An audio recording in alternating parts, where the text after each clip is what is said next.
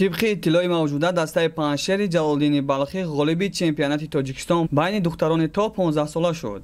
گفته می شود که چمپیونات تاجیکستان بین دختران تا 15 ساله امسال در دو مرحله پیشکی و نهایی برگزار شد و دسته پنجشیر از جلالدین بلخی در همه 5 بازی پیروز شده با 15 امتیاز مقام اول را کسب کرد.